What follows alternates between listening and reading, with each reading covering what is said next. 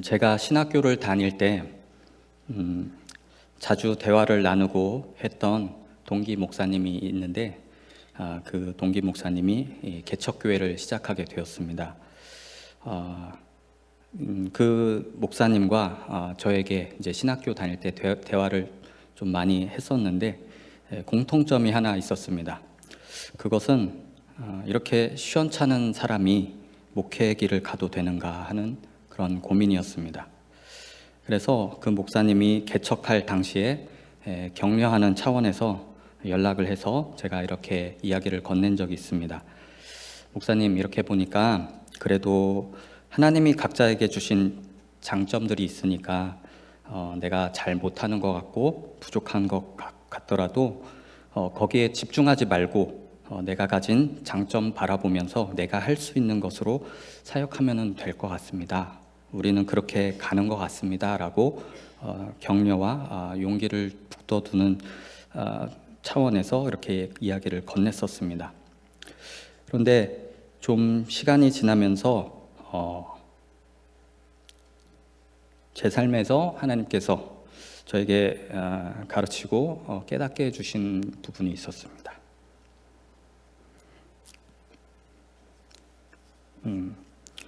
그것은 하나님이 내 잘남보다는 내 못남으로 더 큰 일들을 해오셨다는 사실이었습니다. 이전에 사역했던 교회에서 안 권사님께서 이렇게 저를 보시고 피곤하고 이렇게 힘들게 사역하는 제 모습을 보시고는 이렇게 말씀해 주셨습니다. 목사님, 아담과 하와가 선악과만 안 먹었어도 이 고생 안 해도 됐을 텐데요, 그죠? 라고 말씀을 하시더라고요. 뭐라고 대답해야 될지는 몰랐습니다. 그냥 웃고 넘어갔습니다. 우리의 인생에서 마주하게 되는 여러 고단한 상황들 속에서 우리는 이와 같이 왜 인류를 대표했던 이 첫 번째 인간은 그걸 먹어가지고 하나님은 왜 그런 걸 만들어가지고 하는 원망과 억울함으로 시비를 걸고 싶어 합니다. 왜 그럴까요? 인생이 내 생각만큼 잘 되지 않아서입니다. 우리는 완벽하고 싶어하고 뭐든 잘하고 싶어하고 뭐든 잘 되고 싶어합니다. 그리고 신앙생활에 있어서도 더더욱 그렇습니다. 내가 잘하는 것들로 내 신앙을 확인하고 싶어하고 내가 잘하는 것으로 내 신앙을 채워가기를 원합니다. 그런데 늘 어떤 방해가 있다는 것을 알게 되죠. 잘하고 싶은데 생각만큼 잘 되지 않고 오히려 일이 꼬여만 가는 그런 때가 있습니다. 예를 들면 느헤미야가 성벽을 재건할 당시 어떠한 거대한 방해 세력이 등장하는 장면이 있기도 하고요. 에스더의 이야기 속에서도 이스라엘 민족을 없애버리려고 했던 하만과 같은 방해꾼이 등장하기도 하고요. 때론 신앙생활을 잘하고 있는 요백에 사탄이 하나님께 시비를 걸어 어려움을 가져다주는 방해도 등장하기도 합니다. 또 오늘 본문에서와 같이 우리의 내면 속에 속삭이듯 다가와서 우리의 내면부터 무너뜨리고 방해하는 일들이 우리의 현실 속에서 무수히 일어나고 있다는 사실이죠. 우리는 이런 방해들이 문제라고 생각을 합니다. 그리고 이러한 방해 세력들 때문에 내가 피해를 보았다라고 생각할 때가 많습니다. 그런데 방해가 문제가 아니라 그런 방해에 영향을 받을 수밖에 없는 우리의 실력의 문제가 있다라는 사실입니다. 우리는 그럴 만한 실력이 없다는 것이죠.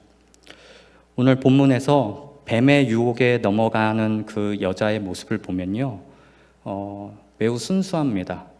세상 물정 모르는 어린아이와 같은 순수한 모습으로 보입니다. 그냥 뱀의 이야기에 분별도 못하고 마치 어린아이에게 사탕을 준다고 하니까 그 못된 사람에게 끌려가는 그런 순수한 아이의 모습처럼 넘어가는 그러한 모습으로 보이기도 합니다. 우리는 복음서에서 예수님이 이제 어린아이들을 보시면서 이렇게 말씀하셨죠. 어린아이들이 내게 오는 것을 금하지 말라. 하나님 나라가 이런 자의 것이니라. 말씀에 우리는 어린아이와 같은 순수한 믿음을 가져야 된다라고 이야기를 하곤 했습니다. 그런데 어린아이는요, 철이 없습니다. 철이 없다는 것은 지혜가 없고 분별력이 없다는 것이죠. 예수님이 세상으로 보내지게 될 제자들을 향하여서 걱정하시면서 이런 말씀을 하셨습니다. 보라, 내가 너희를 보냄이 양을 이리 가운데로 보냄과 같도다. 그러므로 너희는 뱀같이 지혜롭고 비둘같이 순결하라. 어린 아이는 어른이 되기까지 자라야 합니다.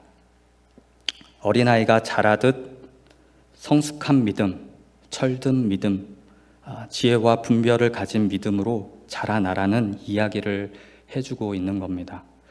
어린아이처럼 순수하게만 지내라가 아니라 철이 들어야 지혜를 알고 분별을 압니다. 지혜가 있고 분별이 있어야 순결함도 지킬 수 있게 되는 것이지, 그냥 마냥 아무런 성장도 없이 순수함만 지키자 해서 가만히 있으면은 도둑이 와서 빼앗아 가버린다는 말씀입니다. 어린아이가 철이 없을 때 사춘기 시절 부모 속을 다 긁어놓기 마련입니다. 왜 부모 속을 박박 긁어놓을까요? 어른이 되기 전 자신이 경험하는 어떤 일들의 감정에 대해서 스스로 어떻게 해야 될지 몰라서 그럽니다. 경험이 없어서죠. 그럴 실력이 없어서 그렇게 부모 속을 박박 긁어놓는 겁니다. 아마도 저와 여러분 모두가 겪는 현실은 내가 뭔가를 좀 잘하고 싶고 잘 되고 싶은데 잘 되지 않아서 속 터지는 현실이실 겁니다. 뭔가를 잘 해보려고 했는데 나중에 알고 보니 잘 하려고 했던 그것들로도 일을 그르치는 것이 되게 했던 그런 경험들 있지 않으십니까? 신앙생활만 봐도 그렇습니다. 뭔가 잘 해보려고 봉사도 하고 헌신도 하고 열심을 냅니다. 이것저것 열심을 하다 보면은 어느샌가 그게 나의 의가 되어버린 모습을 발견하곤 하지 않으셨나요? 잘해보려고 했던 신앙이었는데 어느덧 내가 바리새인의 자리에 서 있는 것 같은 그 자신을 발견되었을 때 낙심을 하곤 합니다. 이렇게 섬겨서 무슨 의미가 있는가 하는 좌절이죠. 그렇게 낙심하고 또 어려운 현실을 겪으면 그 반대로 또 나아가죠. 의심과 두려움에 떠는 믿음 없는 제자들의 모습이 내 모습 속에서 드러나곤 합니다. 우리는 이 사이를 왔다 갔다 하지는 않는가요? 우리는 우리의 행위와 결과에 묶여서 잘했다 못했다로 평가하는 신앙에 갇혀 있을 때가 대부분입니다. 돌아온 탕자의 이야기에서도 아버지 재산을 다 탕진하고 돌아온 동생을 잔치상으로 받아주시는 아버지에 대해서 형이 분노하지 않습니까? 나한테는 염소 새끼 한 마리 안 잡아주시더니 제가 뭘 잘했다고 이렇게 하십니까? 라고 말입니다.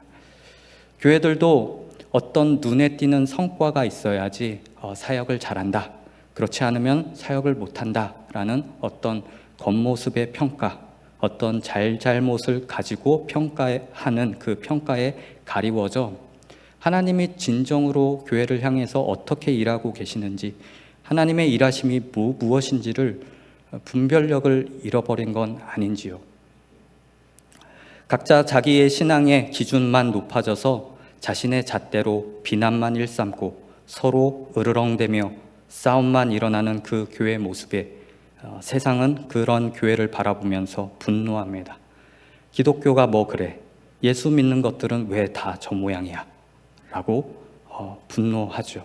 그렇게 분노하는 것은 자신들이 기대했던 모습과 달라서일 겁니다.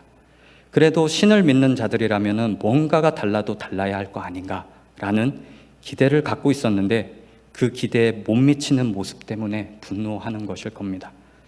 유대인들이 예수를 십자가에 못 박은 이유가 그랬습니다. 온갖 기적을 지켜보고 기대했었는데 그들이 그렇게 고대하던 그 메시아가 세상 권력 앞에 무기력하게 끌려가는 모습을 보고는 자신들이 기대했던 모습이 아닌 것에 분노하여 이런 게 메시아라면은 죽이는 게 차라리 낫겠다라고 한 것이었죠. 그런데 만약 우리의 못남과 교회의 못남으로 하나님이 더 큰 일을 행하시는 거라면은 어떠시겠습니까? 바울이 예수님을 만나기 전 교회를 박해하였던 모습이, 그리고 그 자리에서 돌에 맞아 죽을 수밖에 없었던 스데반의 죽음이 하나님의 일을 더 크게 하였다라고 성경에서 보여주고 있지 않습니까? 사울의 못남과 스데반의 무기력함이 복음이 더 넓은 곳으로 흩어지게 하였습니다.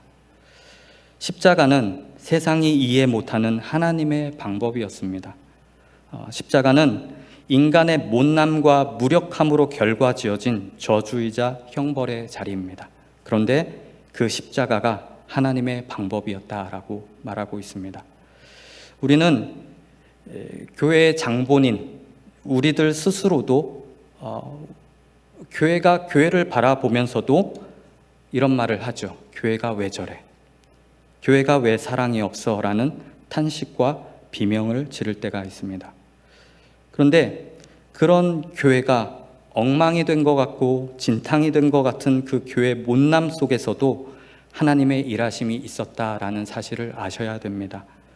세상이 알 수 없고 세상이 이해할 수 없는 방법, 교회가 욕을 먹는 것으로도 하나님은 교회를 자라나게 하신다는 사실을 말입니다.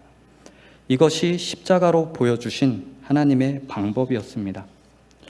우리의 기대는 하나님이 처음부터 우리가 잘못된 길로 가지 않도록 잘못된 길을 미리 차단하고 막아서서 올바른 길로 인도해 주시리라 기대를 합니다. 그런데 하나님은 그런 방법을 사용하지 않으시고 그 못남의 길로 우리로 하여금 그냥 걸어가게 하신다는 사실입니다. 이 모습이 오늘 본문의 모습입니다. 왜 그럴까요? 무엇을 위해서 하나님이 그렇게 하신 걸까요? 복음이 미련한 방법으로 전파되고 하나님이 약한 자를 들어 쓰시는 이유는 하나님의 능력과 강함이 이 세상보다 강하고 세상의 지혜보다 더 지혜롭다는 사실을 나타내는 것이라 성경에서 말씀합니다. 그럼 여기에서 이런 생각이 듭니다. 그렇다면 우리의 못남이 하나님의 능력과 지혜를 더 드러내니 더 죄를 짓는 것이 하나님께 영광이 되지 않을까라는 생각입니다. 이런 생각에 대해서 로마서 6장에서 이렇게 말씀하죠. 그런즉 우리가 무슨 말 하리요? 은혜를 더하게 하려고 죄에 거하겠느냐? 그럴 수 없느니라. 죄에 대하여 죽은 우리가 어찌 그 가운데 더 살리요? 그럴 수 없다고 합니다. 죄에 더 머무를 수 없다 합니다. 왜인가요? 우리는 죄에 대하여 이미 그리스도와 함께 죽은 자라고 선언되었기 때문입니다. 우리는 그리스도와 연합되어서 죄에 대하여 함께 그리스도와 함께 죽고 그리스도와 함께 연합되어서 하나님에 대하여 새 생명을 얻은 자가 되었기 때문에 더 죄를 지을 수 없다라고 말씀을 하는 겁니다. 그럼 새 생명을 얻었다는 건 알겠는데 이 못남의 길을 그냥 걷게 하시는 이유는 무엇 때문일까요? 하나님의 나라는 어린아이와 같은 자의 것이라 하셨으니 이제 새 생명을 얻어 다시 태어난 우리들은 자라나야 된다는 것입니다. 신앙의 길은 잘하고 못하고를 따지는 길이 아닙니다. 자라나는 길이 신앙의 길입니다. 아이가 자라나는 과정을 보면요, 즐겁게 뛰어놀기도 하고 또 뭔가에 꽂히면 그거를 매우 열심히 하기도 합니다.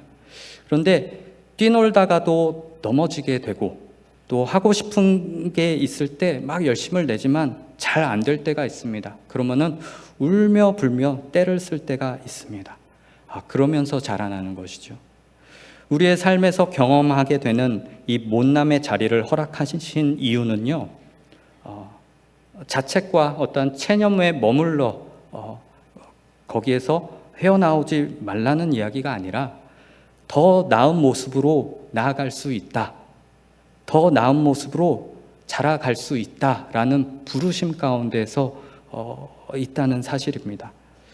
모든 사람이 죄를 범하였음에 하나님의 영광에 이르지 못하였더니 이제는 우리는 그 죄의 자리에서 건짐을 받았습니다. 이제 건짐을 받았으니 이제는 그 하나님의 영광에 이르지 못했던 그 방향을 향해서 가야 합니다. 하나님의 형상을 따라 넉넉하고 부유한 신앙인이 되라고 말씀하시는 겁니다.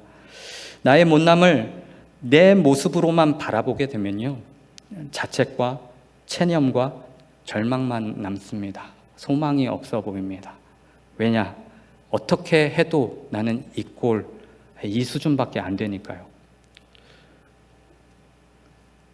하지만 내 못남, 우리의 못남을 하나님의 일하심으로 바라보게 되면은 소망이 있습니다. 왜냐?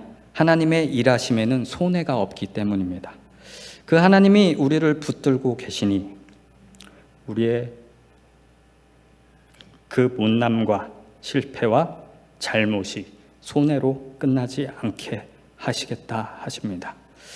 이것이 예수 그리스도의 십자가로 보여주신 사실입니다. 우리의 못남 때문에 하나님이 그 아들을 이 땅에 보내셨고 세상 권력에 끌려 들어가 무기력하게 죽을 수밖에 없었던 그 예수의 모습, 세상은 그 무기력한 신의 아들의 못난 모습에 분노하며 증오를 가지고 침을 뱉었고 조롱하였으며 채찍질하고 그를 못 박아 죽여서 외면하고 말았습니다. 그러나 그것은 예수 그리스도 하나님의 아들 그분의 순종이셨습니다.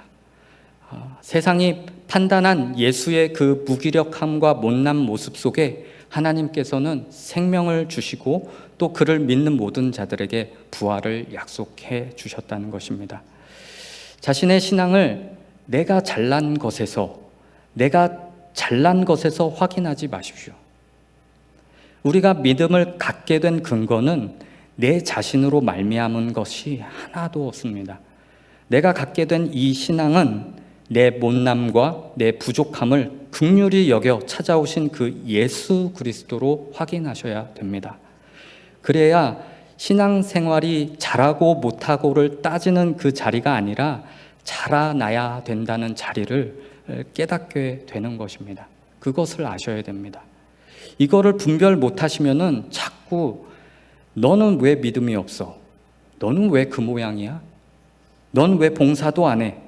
네가 그 모양인 건 네가 하나님을 믿지 못해서이고 하나님을 사랑하지 못해서 그런 거야 라고 하면서 겉으로는 서로를 생각해 준다는 명분을 내세우지만 실상은 서로 비난과 정죄만 할 줄 모르는 안타까운 가난한 신앙생활밖에 하지 못하게 된다는 사실입니다.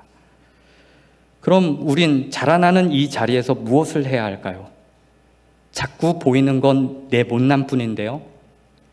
내 못남 때문에 옆 사람이 인상을 쓰는 것 같습니다. 눈치가 보여서 교회에 못 나올 지경입니다. 어떻게 해야 될까요? 우리는 오늘을 살아야 합니다. 오늘을 지나가야 합니다. 오늘을 견뎌야 합니다. 단순히 극복하는 문제가 아니라 어쩔 수 없이 지나보내야 하는 문제 속에 있습니다.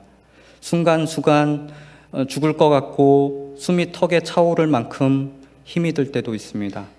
그러한 한계 속에서 뼈저리는 경험을 하며 하루하루를 보내야 할 때가 참 많은 것 같습니다.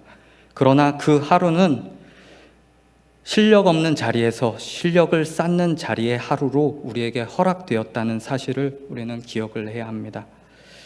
저는 그 견딜 실력도 없습니다 하신다면 자신의 실력만큼밖에 할 수 없습니다. 도망갈 수밖에 없는 게 내 실력이라면 도망갈 수밖에 없고 그만두는 게 내 지금의 실력이라면 그만둘 수밖에 없습니다. 그렇다고 실패한 건 아닙니다. 그렇다고 잘못한 것도 아닙니다. 하나님은 우리 아버지십니다. 자녀들을 너무나 잘 아시죠. 우리의 연약함, 부족함, 못남을 다 아시기 때문에 그 아들을 보내주셨다는 것입니다. 우리가 설령 버티지 못하고 도망가고 포기하는 일이 있더라도 하나님을 사랑하는 자, 곧 그의 뜻대로 부르심 입은 자들에게는 모든 것이 합력하여 선을 이루느니라. 하나님은 우리를 포기하지 않으신다는 말씀입니다. 모든 것이 합력하여 선을 이루느니라. 이 말은 하나님은 하나님의 그 창조 사역을 멈추지 않으신다라는 말입니다. 하나님의 창조는 기적과 초월의 능력만을 이야기하지 않습니다. 하나님은 자라나게 하시는 하나님입니다. 우리가 가진 시간 속에서 자라게 하시며 우리가 부딪히는 한계 속에서 자라게 하십니다. 하나님은 우리를 기적과 초월로 만들어 가시지 않으시고요, 시간과 과정 속에서 자라남으로 일을 하시겠다고 하시는 겁니다. 제자리 걸음하는 것 같아도 괜찮습니다. 그거는 우리들이 가진 기분 탓입니다. 계속해서 한계에 부딪히기 때문에 나아가는 게 없어 보일 뿐이지 하나님은 여전히 자라게 하시는 하나님이십니다. 어쩔 줄 몰라 가만히 있을 수밖에 없고 내 연약함과 못남에 그저 그 모습을 끌어안고 견딜 수밖에 없었던 것, 눈물 흘릴 수밖에 없고 가슴을 치면서 아파할 수밖에 없는 것으로 저와 여러분들은 오늘을 해내신 겁니다. 오늘 이렇게 한 것만으로도 잘 한 겁니다. 그렇게 우리의 믿음은 성장해 가는 겁니다. 오늘을 살아내신 지금 옆에 계신 분들께 잘 하셨습니다. 한번 인사해 주십시오. 잘하셨습니다. 집에 가셔서도 가족들에게 그렇게 인사하시기를 바랍니다. 계속 연습하셔야 됩니다. 우린 오늘 우리가 가진 한계, 우리가 가진 실력만큼밖에 할 수 없는데 대단한 거 하려 하지 마십시오. 쉬운 것부터 할 수밖에 없습니다. 할 수 있는 것부터 하시기를 바랍니다. 방금 옆에 분과 웃으면서 얼굴로 인사하신 것처럼, 웃는 얼굴로 인사하신 것처럼 웃어주고 인사해주고 반겨주는 것부터 해주시기를 바랍니다. 웃어주는 거, 인사해주는 거, 그게 뭐 별거냐고요? 그 별거 아닌 것도 못하는 그런 실력 없는 신앙인이 되지 마시기를 바랍니다. 별거가 아니라면 얼마든지 해줄 수 있는 거 아니겠습니까? 그 어떤 사람에게도 웃음 한 번 더 보여줄 수 있는 넉넉함이 있는 부유한 실력 있는 신앙인이 되십시오. 하나님은 오늘도 저와 여러분을 자라게 하셨습니다. 내일도 자랄 것이고 이 한 주도 우리의 실력을 키우실 것입니다. 우리의 못남 속에서도 우리를 키우신 하나님이 우리 아버지라는 사실로 감사와 기쁨과 소망이 넘치는 이 한 주가 되시기를 소망합니다. 기도하겠습니다.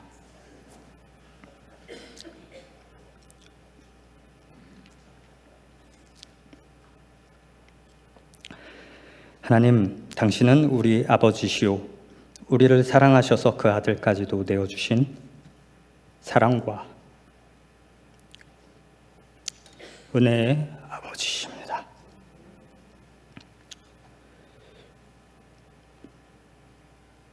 우리의 못남과 부족함과 연약함 때문에 우리를 긍휼히 여기시어 그 아들을 보내셨습니다. 이전에 우리가 가지고 있던 결과란 죽음이며 소멸이며 헛된 것뿐이었습니다. 하지만 예수 그리스도로 인하여 생명의 자리에 서 있게 되었습니다.